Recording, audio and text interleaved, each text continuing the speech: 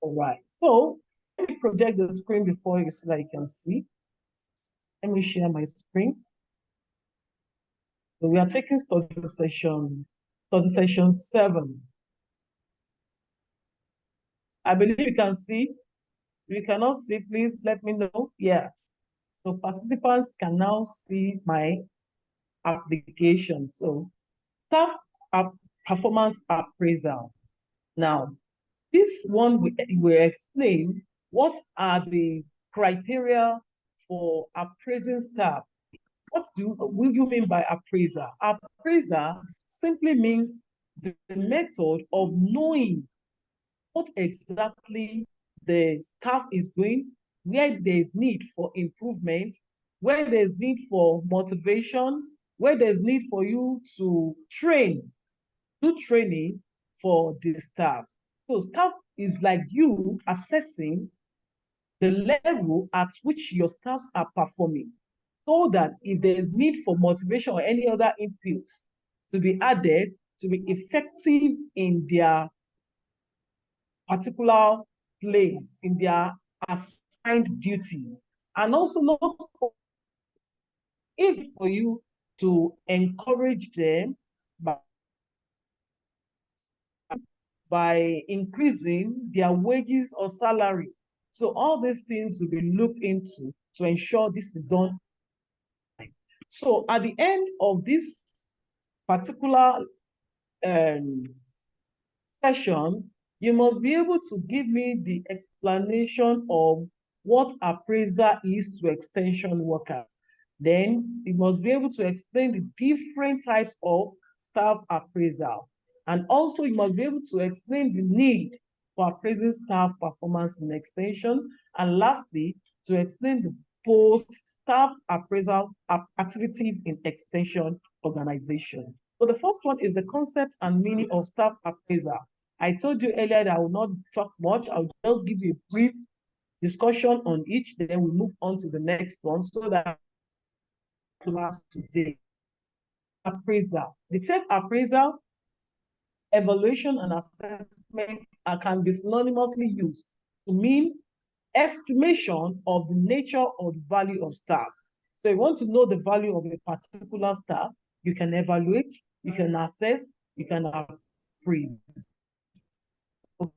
Okay, so it is a process of gathering necessary information, okay, about the achievements and the performance of a program, organization, or employee. So if you want to know it, when you talk about evaluation, is knowing the net worth or value of a particular program or a particular employee, okay, or a performance of particular employee or program that is being organized.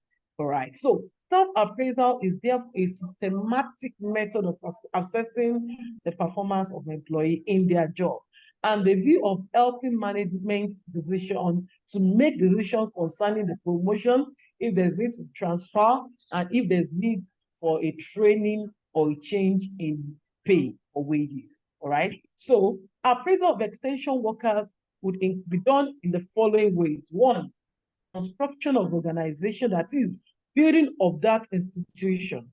So you can also appraise by the role performance of various extension actors, to be the village extension workers, VEW, the extension agent, EA, the block extension supervisor, or the subject matter specialist. So it could be in that aspect also. Then lastly, the reaction of the beneficiaries. Who are the beneficiaries? They are the ones that the information is being disseminated to, which are the farmers or the end users or to the research or institutes, or those who are the organization that employs them. Okay. Now, however, the appraisal evaluation of extension work may be done by visits. So if you want to do it, you can do it by visiting, by recommendation, and by the yield or output. Okay. So that is that. Let's move on to the next one, which is a type of staff appraisal.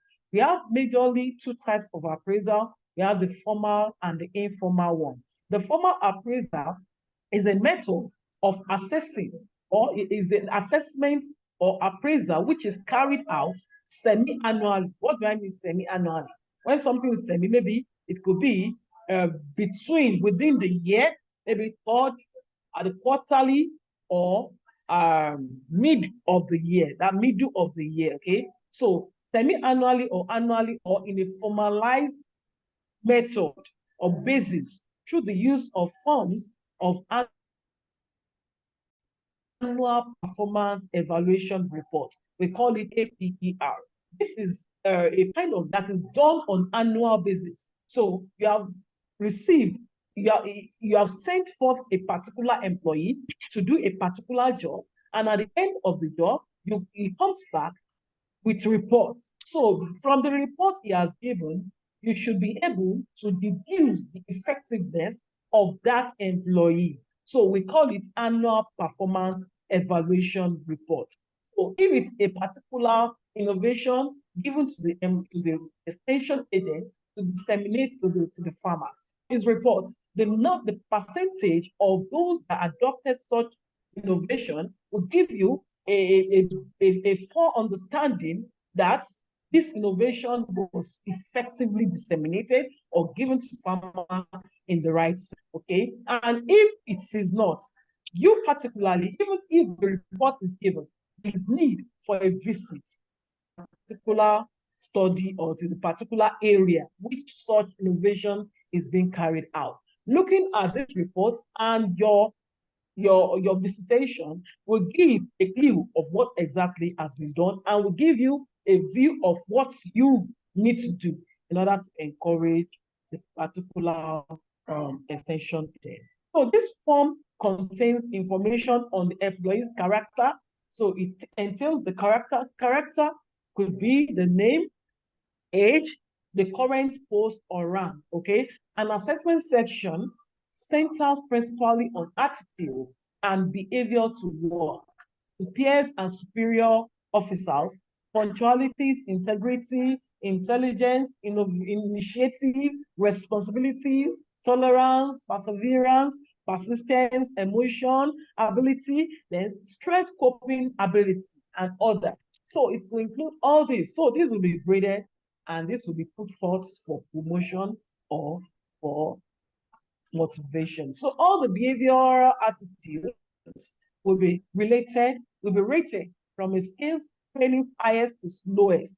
Okay, so the overall performance is eventually shown from the summary of the whole rating.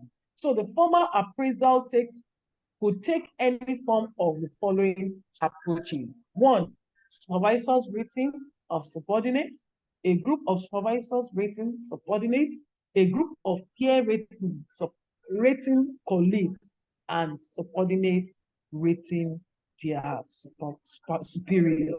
So we have the four under formal. Now, informal.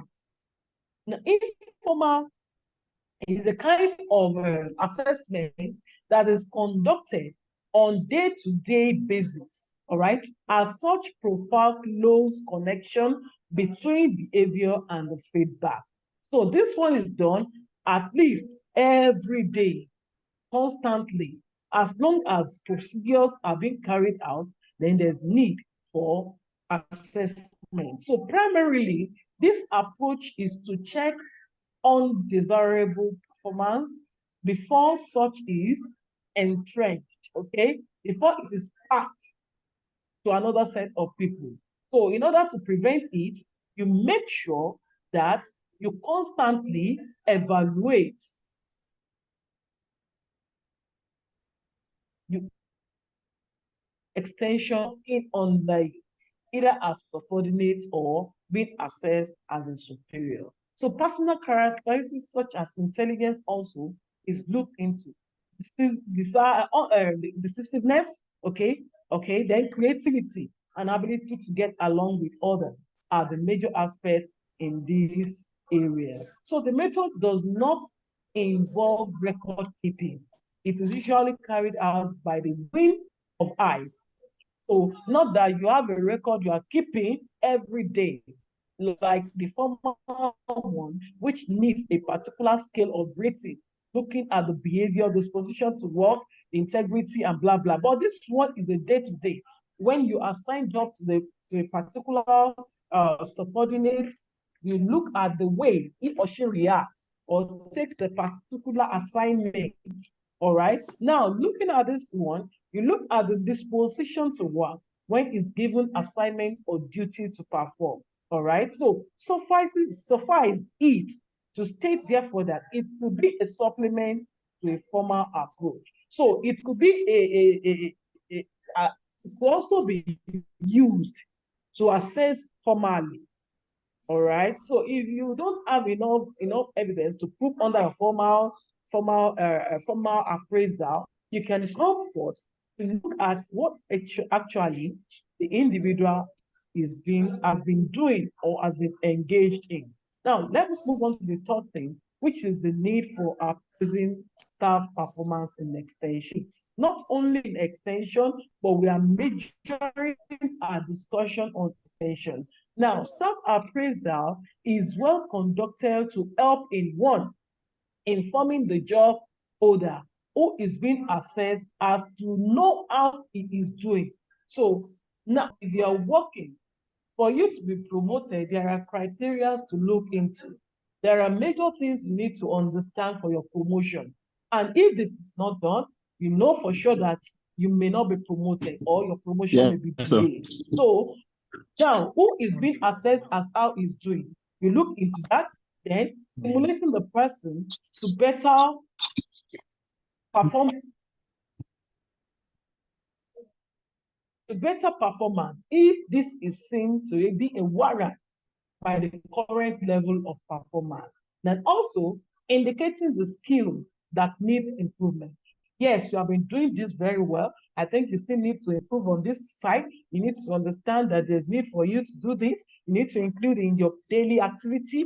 You need to ensure that this information is getting or reach the right quarters at the right time and blah, blah, blah. So they're indicating the skill that needs improvement and also indicating the strengths and weaknesses of the organization in the initial selection procedure.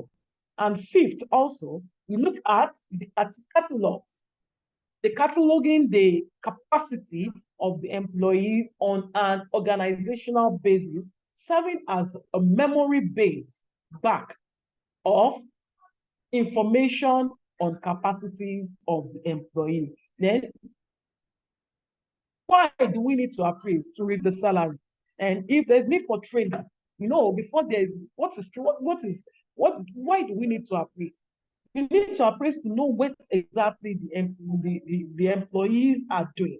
You need to know maybe they are incapacitated in, where they need to improve on. Maybe what the output is less to the expected output. So you need to come in either to train, to add a source, or to improve their level and standard of doing things. Then you need to have feedback from your employee. Okay, then for succession planning, okay, then serving as a basis for career counseling, and it also serves as a part of handover document between managers. I believe we are together. Now let's move on to the fourth thing, which is the post-staff appraisal activities in extension organization. Please, if you're with me, I want you to identify yourself and don't go away, don't go far. Listen to me very well and be here. Don't just put your phone on hearing mode without without even hearing anything. So now, sequel to the completion of the staff appraisal, results as communicated to him or her. Now we have gotten our staff up, we have gotten our APER form. Here we have appraised and confirmed seeing the rating that, oh, these things has been done effectively, then you append the signature. So some do expect to append signature as the context, the grade given to them, while others say they agree or they certify with the rating.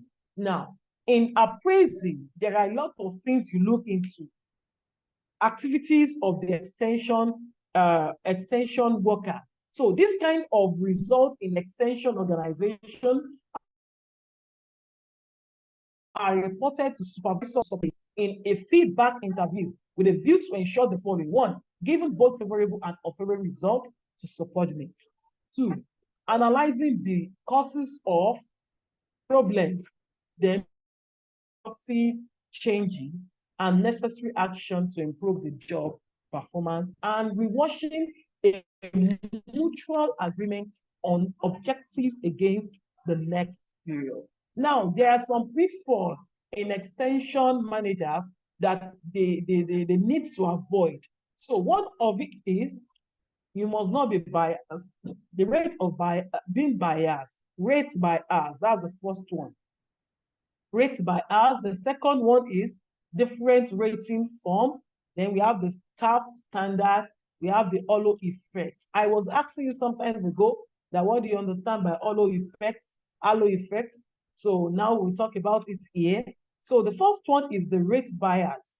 So some manager allow their personal bias to distort the rating they give subordinates.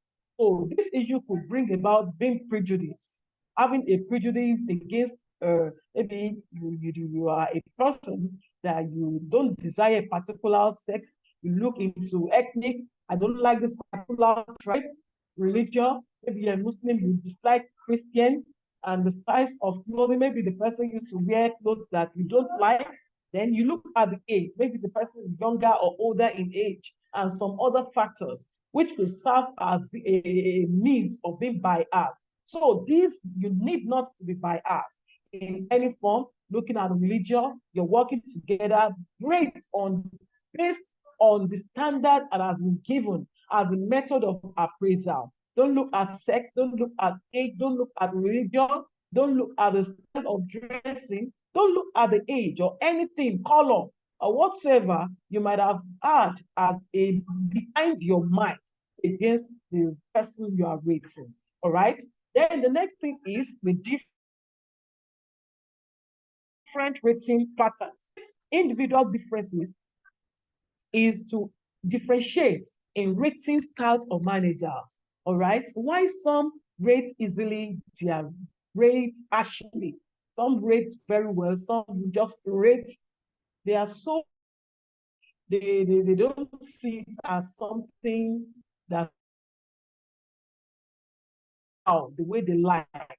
So the gap could be bridged by having received definition of each item on the rating. So if you want to rate based on that has been stated, based on the listed points. Don't just rate out of consent, out of the right content, and rate based on the content given to you. All right. The next standard. So this involves rating subordinate with the use of different standards and expectations. So to be effective, method used for rating could be perceived by subordinate as being uniform and fair. So don't rate on different things, different methods. Make it having a standard for everyone, having a standard of thing for everyone. Not that rate this particular person in this way, you rate that one in this way, you rate this in this way. No, let it be formal. Let it be based on a particular standard. The last one, which is the halo effect. This entails the tendency to rate appraisees high or low on all performance measuring using usually one of their characteristics. So take, for instance, a situation where an attractive popular employee is given high overall rating unjustifiably. Okay, so officers next to him may be rated negatively, maybe because this person is jovial, this person is known among you, this person is friendly, and the other one is not friendly but is carrying out his duty appropriately. But because of the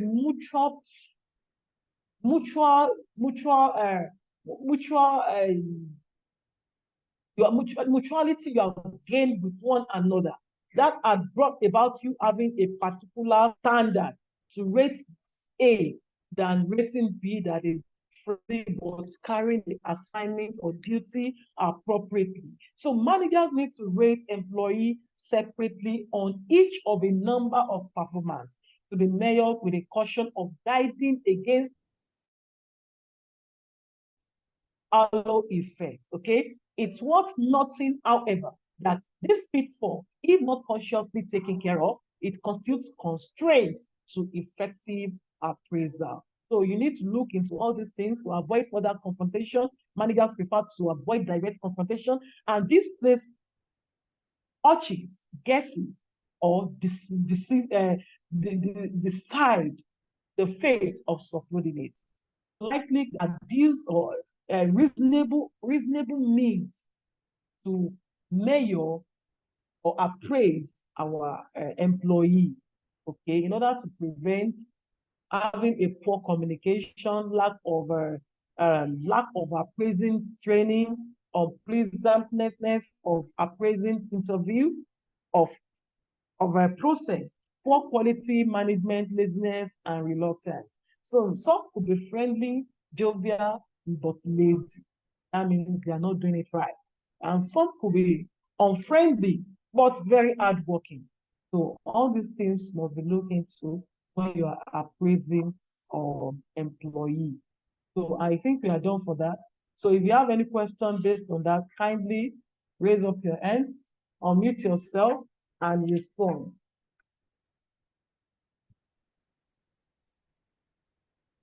Unmute yourself and respond. If you have any question, please. Are you with me? Can you hear me? Yes, ma'am. Yes, ma'am. Do you have any question? No, ma'am. No. All right. Let's move on to the next one, which is extension personnel promotion. So let me share the screen with you.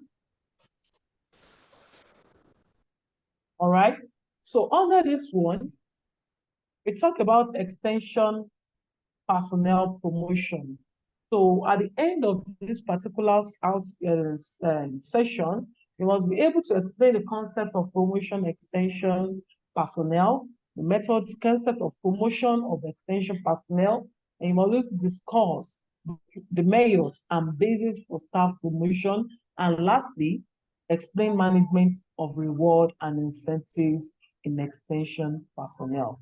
So the first one, which is the concept of staff promotion. Promotion can be defined as the advancement of a serving employee for a lower to a higher position, and which usually implies an increase in compensation of the personnel, increase in compensation of that particular employee. So this is so because of the linkage of morale. Hello, Abiola, please mute yourself. So this is so because of the linkage to morale, motivation, and heroism. So it shows that you are improving their morale, you are boosting their morale, encouraging them to do better, to work more, and more assignments will be given to them.